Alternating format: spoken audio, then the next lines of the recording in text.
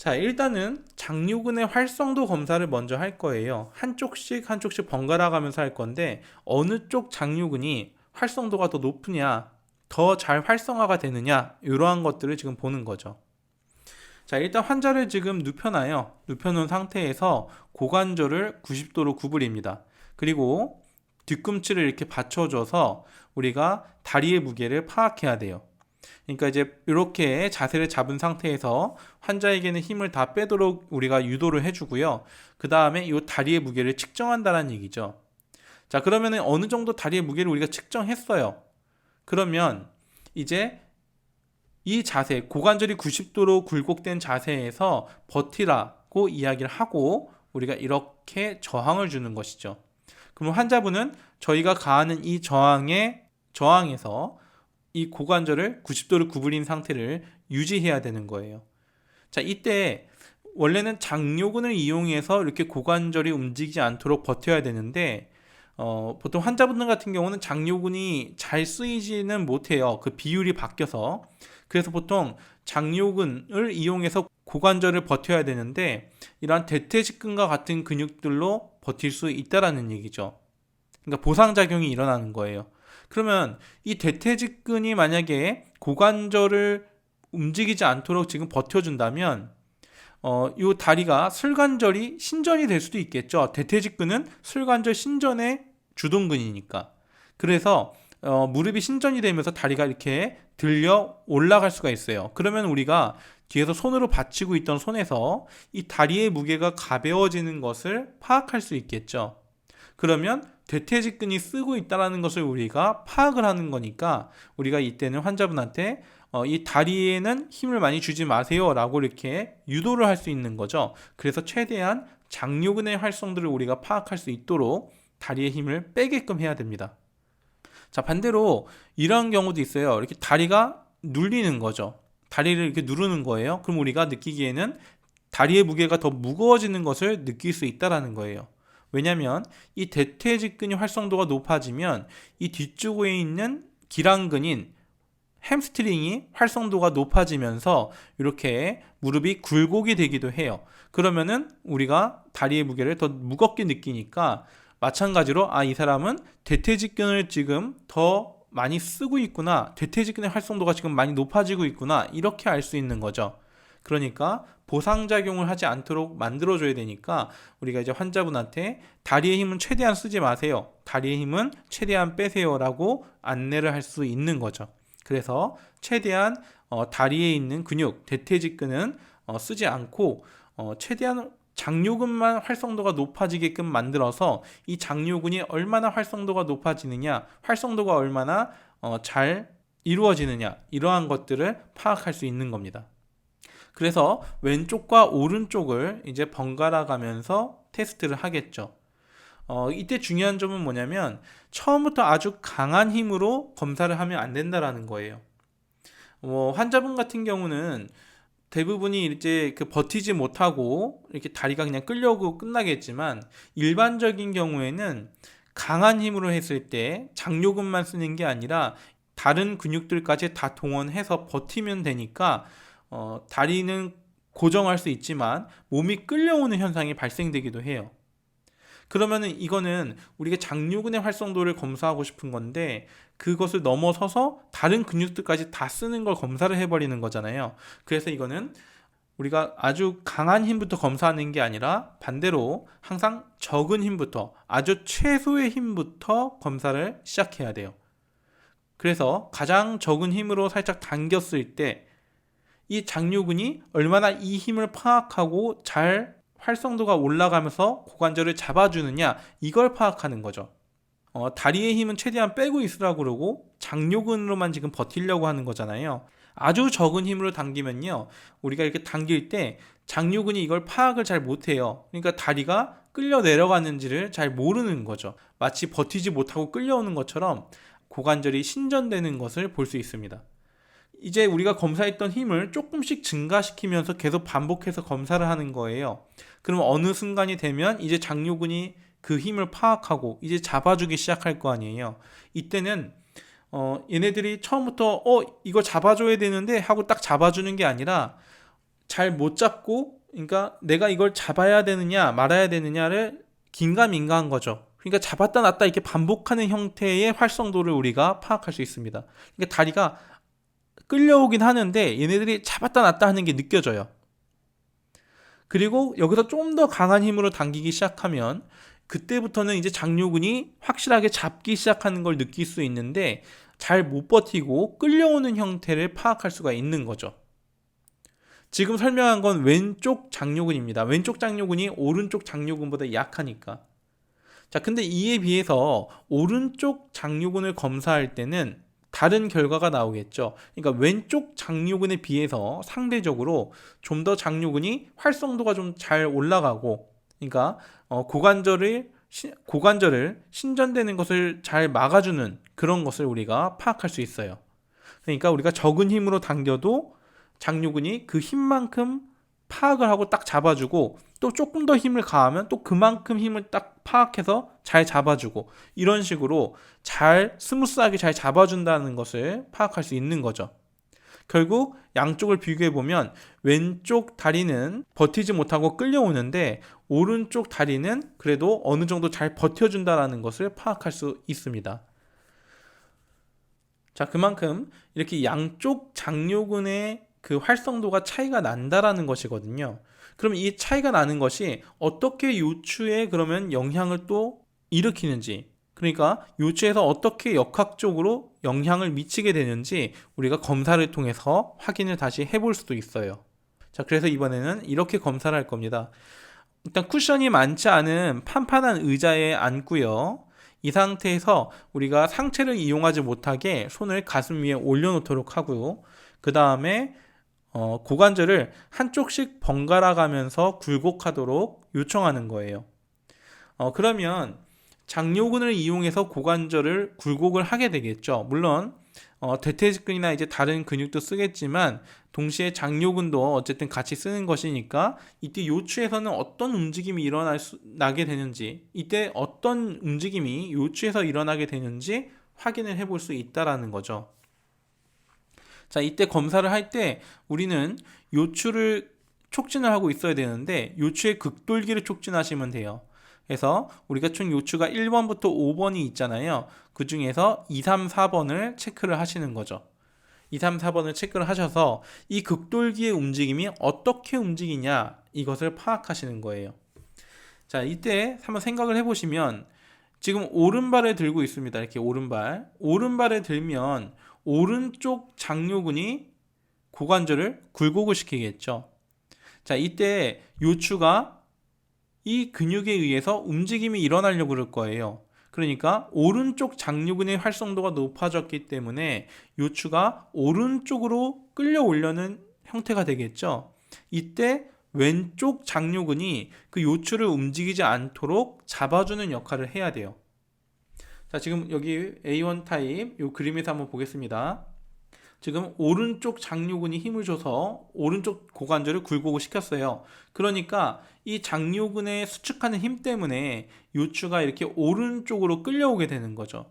이때 왼쪽 장요근이 이 오른쪽 장요근의 힘에 저항을 하면서 이렇게 요추가 끌려가지 않도록, 요추가 오른쪽으로 끌려가지 않도록 붙잡아 줘야 되는데 문제는 왼쪽 장요근이 지금 더 약하다라는 거죠.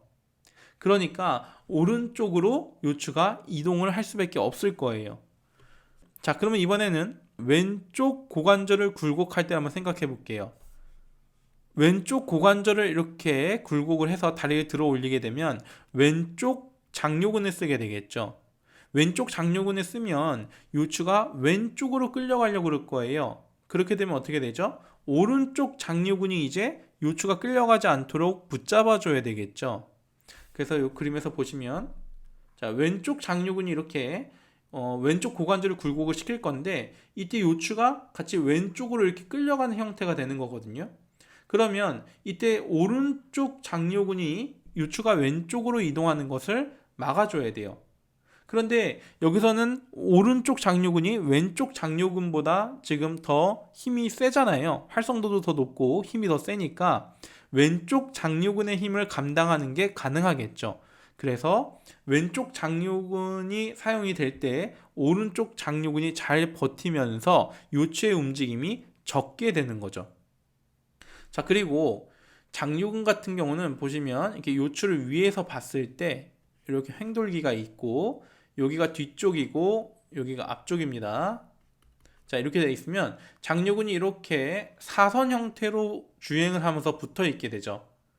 그렇기 때문에 A1 타입 같은 경우에 자, 오른쪽 장요근을 이용해서 오른쪽 고관절을 굴곡하게 되면 이렇게 방향이 사선으로 당겨지는 거잖아요. 그러니까 요추가 이렇게 회전을 하는 형태로 움직임이 일어나게 돼요.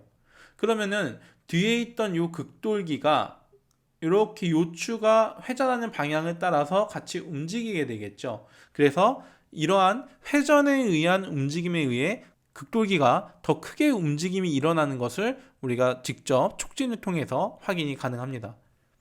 그래서 이렇게 극돌기를 좀 촉진하고 있는 상태에서 우리가 오른발을 들어 올리게 되면 극돌기가 오른쪽으로 이동을 많이 하는 것을 파악을 할 수 있겠죠. 반대로 왼쪽 고관절을 굴곡을 시킬 때는 극돌기가 왼쪽으로 이동하는 양이 훨씬 더 적은 것을 확인할 수 있어요.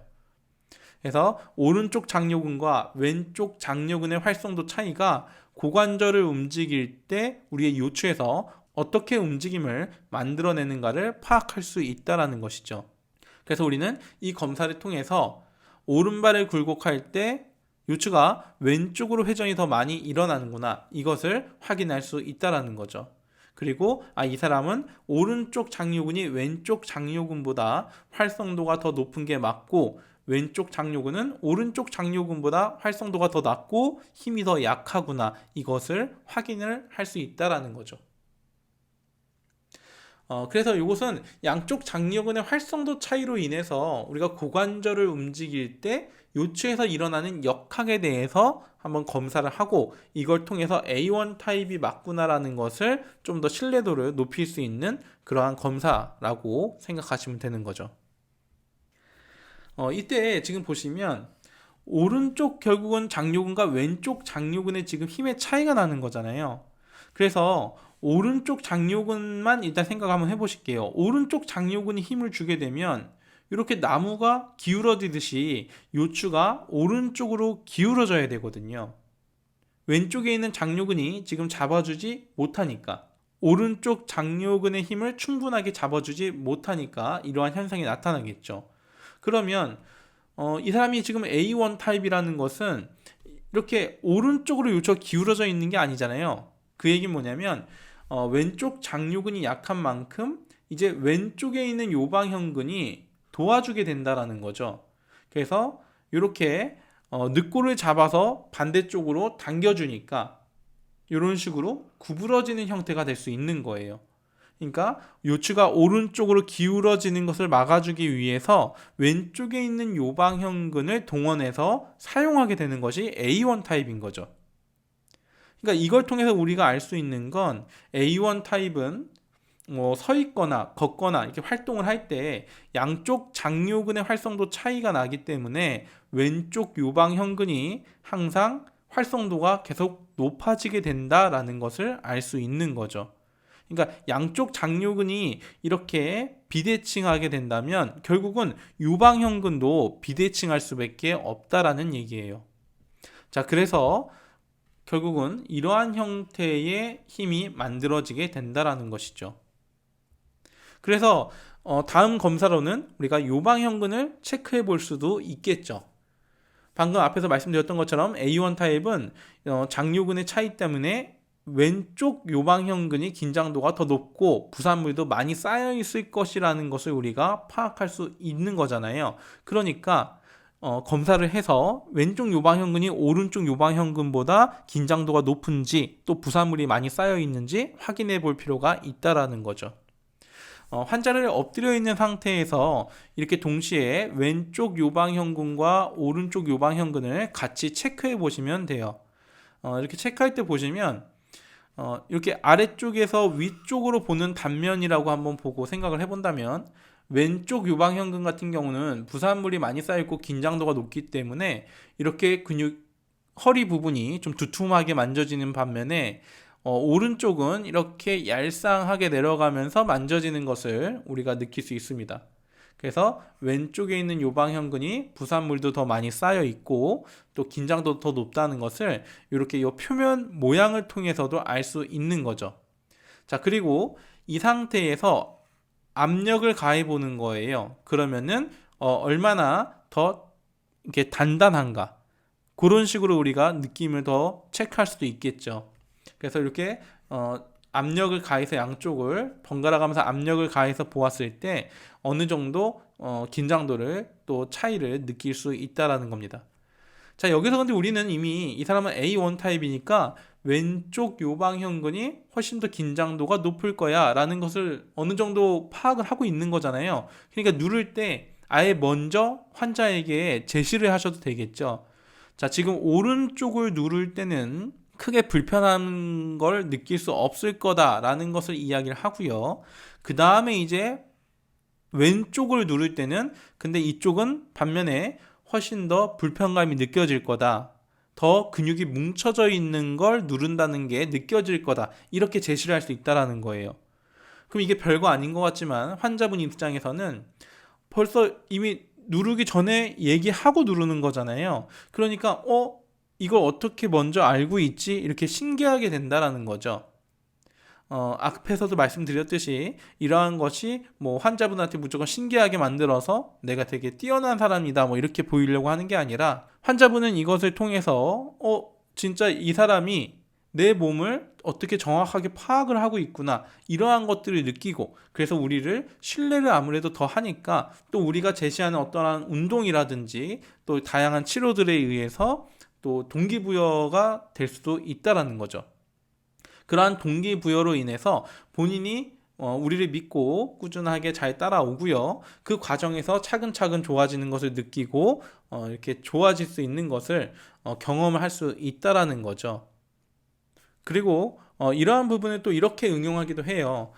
지금 보시면 A1 타입 같은 경우는 오른쪽 장요근이 왼쪽 장요근보다 항상 활성도가 높고 힘이 강하기 때문에 왼쪽 요방형근이 계속 동원이 되는 거잖아요. 균형을 잡기 위해서 계속 동원이 되기 때문에 왼쪽 요방형근의 긴장도가 더 높은 것은 당연하거든요. 자, 그러니까 이것을 우리가 이미 파악하고 있으니까 환자분에게 제시할 수 있는 것들이 여러 가지가 있어요. 예를 들어서 요추를 측방 굴곡시켜 볼 수 있겠죠. 처음에는 왼쪽으로 이렇게 구부려 보라고 시키고요. 뒤에서 사진을 한 방 찍고 그 다음에 오른쪽으로 측방 굴곡시킨 다음에 사진을 한번 찍는 거예요. 그러면 왼쪽 요방형근의 긴장도가 더 높고 뭐 부산물도 많이 쌓여있고 이런 상태이기 때문에 요추를 오른쪽으로 측방 굴곡시킬 때가 더 잘 넘어가지 않는 것을 우리가 사진을 통해서 비교해서 볼 수가 있겠죠. 자, 그리고 이때 요방형근을 직접 푸는 게 아니라 장요근을 이완시키는 겁니다. 예를 들어서 이분 같은 경우는 오른쪽 장요근을 이완을 시키는 거죠. 자, 오른쪽 장요근을 이완을 시키면 어떤 역학적인 형태가 발생을 하게 되냐면, 지금 이 사람은 아까 앞에서도 설명드렸지만 왼쪽 장요근보다 오른쪽 장요근의 활성도가 더 높기 때문에 이 힘을 감당을 하기 위해서 왼쪽 요방형근을 보상작용하는 형태로 동원을 하고 있는 거잖아요. 그러니까 오른쪽 장요근의 긴장도를 낮춰주면 왼쪽 요방형근도 그만큼 힘을 더 주고 있을 필요가 없는 게 되는 거죠. 그러니까 힘을 자연스럽게 빼게 됩니다. 그러니까 어떻게 되겠어요?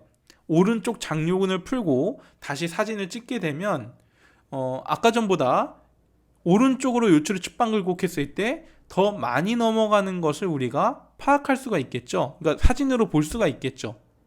그럼 환자분이 생각했을 때는 허리를 지금 만진 게 아니라 우리가 복부를 만졌는데 어떻게 허리가 더 잘 넘어가지? 이렇게 생각이 든다라는 거죠. 그래서 이러한 방식으로 우리가 생체역학을 파악하고 있으면 자연스럽게 환자분과 커뮤니케이션도 잘 될 수가 있고요. 또 동기부여도 잘 일으킬 수도 있고, 그러니까 피드백을 주고받는데 굉장히 도움이 된다라는 얘기예요. 자, 오늘은 여기까지 하고요. 다음 시간에 다시 연결해서 계속 검사를 또 어떻게 해서 A1 타입인지 B1 타입인지 또는 그 기타 어떤 타입인지 찾아갈 수 있는지, 그래서 어떻게 신뢰도를 올릴 수 있는지 계속 알아보도록 하겠습니다. 감사합니다.